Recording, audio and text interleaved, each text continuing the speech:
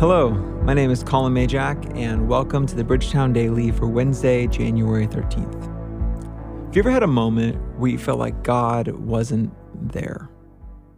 Like you've prayed and read your Bible and gone to church, and yet you can't seem to find God. As if God is playing some kind of divine game of hide and seek, and you're starting to get tired of seeking and seeking and seeking. I was in that spot a few months ago, and I didn't feel desperate per se, as much as just frustrated. So I went on a walk in my neighborhood to give God a prayer that sounded something like, God, I'm doing all the stuff. I'm doing the disciplines. I'm praying. I'm putting all this effort in. Heck, I'm a pastor. Look at all this Jesus stuff I'm doing for you. Why aren't you speaking to me? Where are you? Have you ever prayed a prayer like that? And as those words kind of entered my mind, quickly my mind was filled with a picture. I was in my living room, semi-frantically running around as if I was tidying up before someone's arrival, like getting the shoes in place, picking things off the table, so on. And then I would put my things down in one spot and then go pick up another task and then shout down the hall as if giving someone instructions. And as I did all of that, running from thing to thing in my own living room, Jesus was sitting at the center of the room, on the floor, watching me as I went about my tasks. And as I scrambled from thing to thing around the room, playing a proverbial whack-a-mole of sorts, I was practically stepping over Jesus to do the tasks I was working on. And yet there he was, sitting quietly and waiting in the middle of my mental living room. And then my mind turned to the familiar story of Mary and Martha in Luke 10. If you remember the story, Martha's cleaning and prepping dinner and running around to get everything ready for Jesus' arrival. The story says that she was, quote, distracted by all the preparations that had to be made. Meanwhile, where's her sister Mary? She's not helping at all. She's not cleaning herself or the house up. She's not getting her act together. She's just sitting at Jesus' feet, hanging on every word, just as she is. And so finally, Martha gets a little fed up. So she goes to Jesus and says, Lord, don't you care? And how many of us know that sentiment?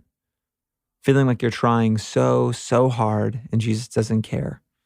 Don't you care how hard I'm working? Don't you care that I'm praying and seeking you? Don't you care? Fill in the words. Or in Martha's case, don't you care that my sister has left me to do all the work by myself? Tell her to help me. In other words, do something, Jesus. I'm doing all these things for you. Why aren't you doing anything? Yet, ironically, who is Martha doing all of this prep for? Jesus. And who is already in her living room? Jesus. So Jesus replies, Martha, Martha, you are worried and upset about many things. One translation I like says, you are anxious and troubled by many things. But few things are required. Indeed, only one. Okay, so what is it? He says, Mary has chosen what is better, and it will not be taken away from her. Think of the irony. Martha is busy and running around prepping for Jesus, so much so that she is not listening to Jesus right in the middle of her living room.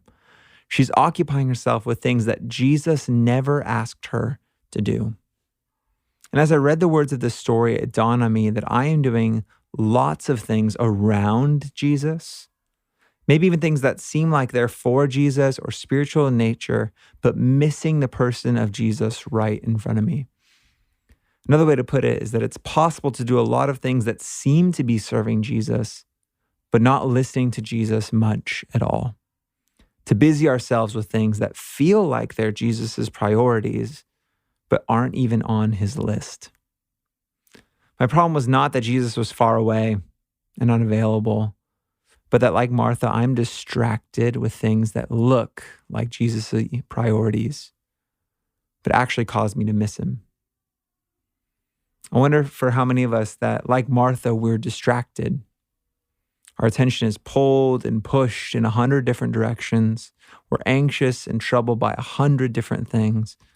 And so we're desperately asking Jesus to show up, to work, and to meet us when he's been with us all along. And in his own gentle way, Jesus would remind us that only one thing is required.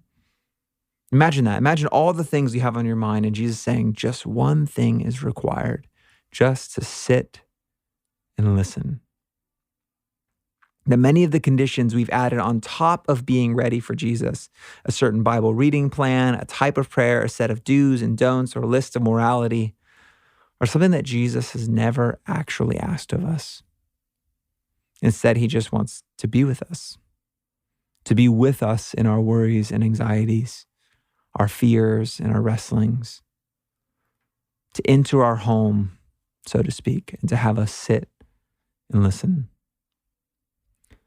With that, I want to spend a few minutes doing a prayerful reading of this passage. It could be helpful to find a comfortable spot, maybe even with a journal open. Take a deep breath in and out. And right where you are, pray and invite the Spirit of Jesus to come dwell with you, to enter your home or your car. And as I read, put yourself into the place of Martha, imagining what it would be like to be preparing yourself for Jesus to come into your home. Luke 10, verse 38. As Jesus and his disciples were on their way, he came to a village where a woman named Martha opened her home to him. She had a sister called Mary, who sat at the Lord's feet, listening to what he said. But Martha was distracted. Take a moment and ask Jesus, what has been pulling for my attention lately? Or with what am I distracted?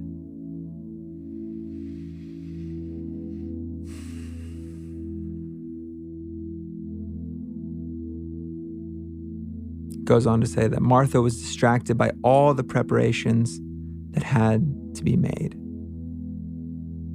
What ways have you felt like you had to prepare yourself or your life, or maybe even get your act together before meeting with Jesus? Allow him to show you that.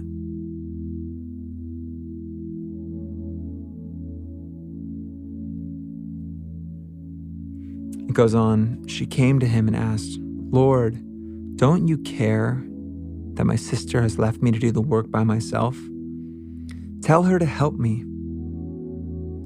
Martha, Martha, the Lord answered. Imagine Jesus looking at you with kindness and tenderness in his voice, saying your name. With all patience and gentleness, Martha, Martha.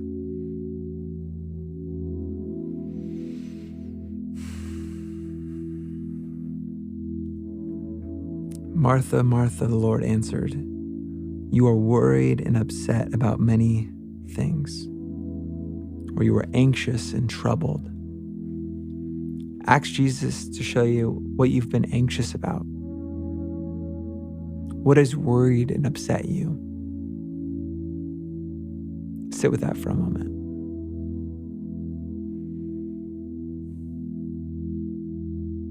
It could be helpful even to list out the things that are making you anxious as we speak.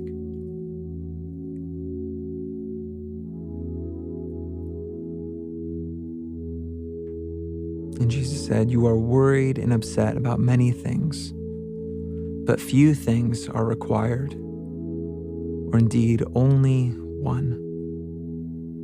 Mary has chosen what is better, and it will not be taken away from her. Take a moment to sit with that. So much of what we worry about and preoccupy ourselves with can easily be taken away. And yet, moments spent with Jesus will not be. Jesus' presence will never be taken from us. As Jesus said to his own disciples, I am with you always. Or even as the psalmist wrote, goodness and mercy will follow me all the days of my life. And so as you prepare to re-enter your day with all the tasks that are ahead of you, take a moment to ask, where is Jesus waiting for you? Or maybe, what have you distracted yourself with? What are you worried about?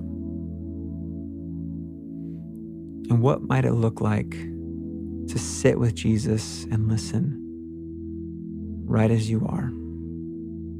In the words of Jesus, only one thing is required.